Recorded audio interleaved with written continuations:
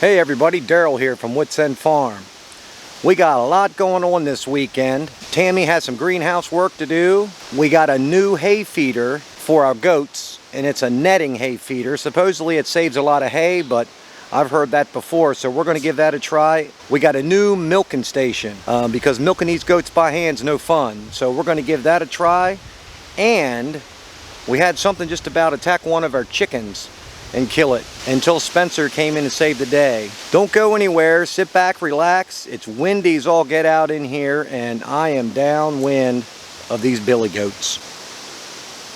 And they're smelling good and ripe.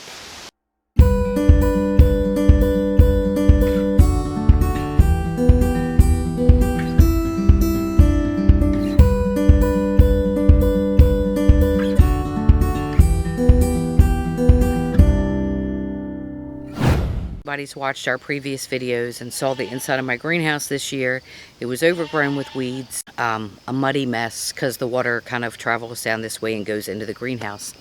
So Daryl worked on it for me and surprised me. And let me turn it around so I can show you. There is the entry that he did for me. That he got all the weeds out, put ground cover in, and put rocks down so that I have a nice clean area to walk. He did say now that he's got all this nice in here for me, I can't use the muddy mess as an excuse to not come out into the greenhouse. So I'm excited today to try out these new hooks that I got for tying up our tomato plants before they get too heavy and start breaking. But we'll get them all hooked up to keep everything strong and growing upright. So what you do is you hang the hook wherever you're going to hang them from, and you let the string fall. Then you use these little hooks, and there's a space right here where the string goes, and then the center area here is where the plant vine goes and can grow and is not impeded by the clamp holding it in, but it holds it tight against the string so that it has support. So what you do first is you attach it to the string, and then you pull your plant to it. Okay, that's one hooked up. This is a tiny tomato plant. Probably will work better on the larger tomato plants until this one gets a little bit of strength to it. But I want to at least get them up off the ground so that they're growing up.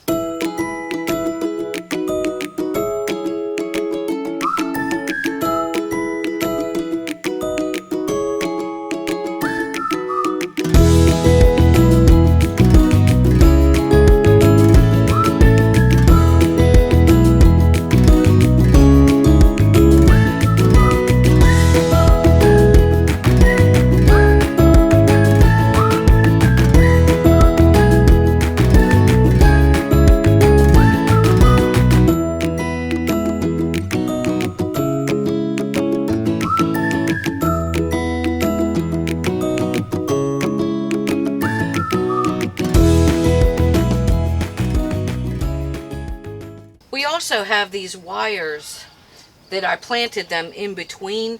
That way it'll help keep them in the center of the rows rather than falling out on or the back or the front of the row. The grandchildren are coming over, and I want to kind of teach Brooke, our oldest granddaughter, to trim up the bottoms of the tomato plants so that they don't get mold on the bottom. The other thing I want to do today, because my broccoli and cauliflower are starting to really grow in nice, and last year we got worms that pretty much ate them down to nothing, and I never even got cauliflower out of any of my plants. So I got this organic insect killer. You water the garden, then you spray it, and then it helps to deter the worms. And since I haven't seen any, I want to start now just getting down by the base to try to deter them from coming in and killing my plants before anything gets a chance to grow. So I'm going to water everything, and then we'll do the spray and continue to do this on a regular basis.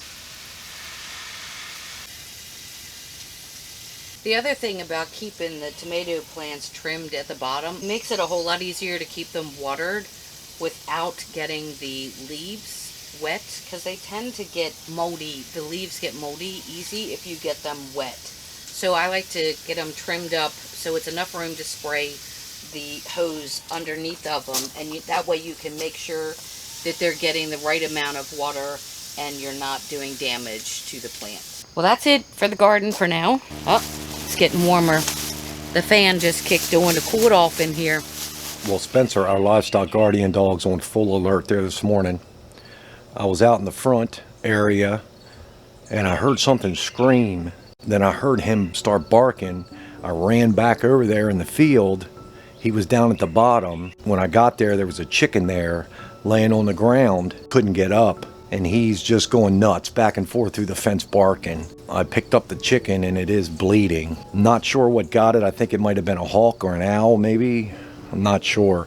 If something would have had to come over the fence. We did see a coyote here the other day along the fence row, but I don't think it's going to jump that fence. Spencer must have been up with the goats up closer to the pen, and then by the time the chicken screamed, he ran down there. So he did chase off whatever it was, but it still did get a hold of the chicken and took some feathers out. It was bleeding, which I didn't realize. I put it in the coop, and Tammy's going to check it out and see how bad it is, to see if we have to put it down or not. We'll go and see how bad this chicken is. Yeah, she's just sitting there, but the blood's coming from, I think it was her right leg. It might be the inside of her leg. Well, she's holding her foot up. Right. So it must be her leg. I can see it. It's right there. It's right there. Yeah, maybe if you could bandage that up. I got bandage and I have some blue coat to put on her. So I'll put that on so she doesn't get an infection. Well, let's go see where she... Spencer's finally calmed down. I don't think it would have been so bad if she would have screamed sooner. But I heard one scream, and you can tell by the feathers down here that whatever got a hold of her kind of moved her around, or she tried to get away. If she would have screamed sooner, he would have got there. But there's feathers on here, so I think this is where it started. And they come down here. And it's a pile of feathers here. And then feathers down here. A lot of feathers. So whatever happened ended up here. But I only heard her scream one time. So if she would have just screamed earlier, I think she would have been a lot better off. He would have got here quicker.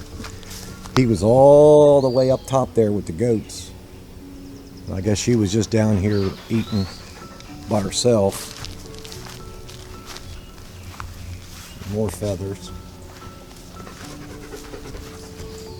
So whatever it was pulling her feathers out. I'm thinking it was probably a hawk, because this is all fenced in. Everything's fenced in. It'd have to jump over the fence.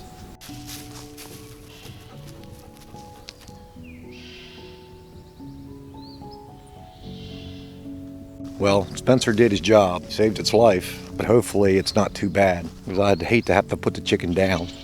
It's lifted. There's definitely a hole. You know, we'll give her time to recover in there by herself. Chickens are hardy, so they're tough. So that's a good thing. Well, he did his job. He did his job. Saved good job, its life. Spencer. You get an extra treat today. Yeah, saved his life.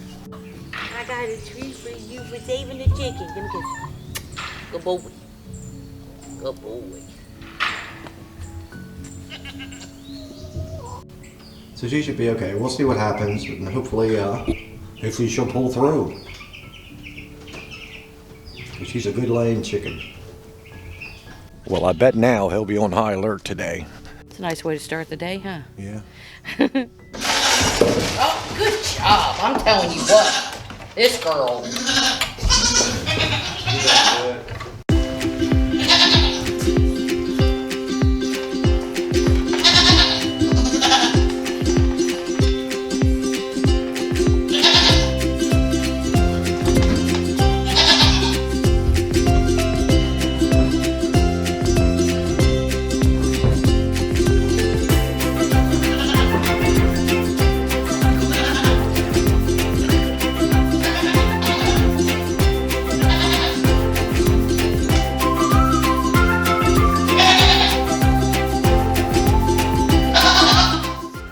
get them around their little teats, you need small hands.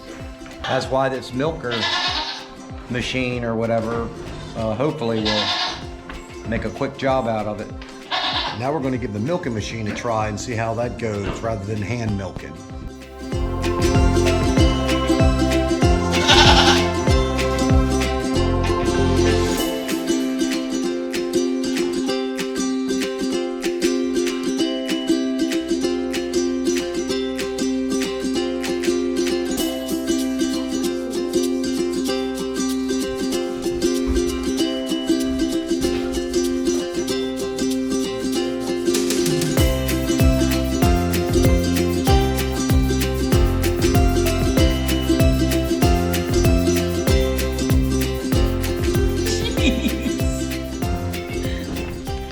So much quicker.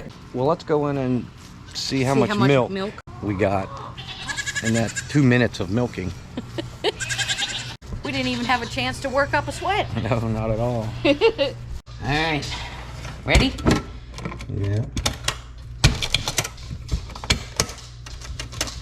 That's a decent amount. Yeah, it's more than last night Yeah, for 2 minutes that was fantastic. instead of 25 minutes. Yeah. We're fans so far. Yeah. It's a hay bag. Hay bag. Yeah, I thought we could try it inside. Everybody's tried not wasting hay, I know. so we'll see how this works. I don't think there's an easy fix to that. Well, it's worth a shot, right? So the holes aren't real big, so they can't like stick their head That'll keep them in. busy. I can tie it up to the raft, to the trusses. Well, we'll it's stuff worth it. a try, We'll right? stuff it and see what happens. That'll give them something to occupy them, right? We put it in the middle, Yeah, I'd then they say. can all get to it.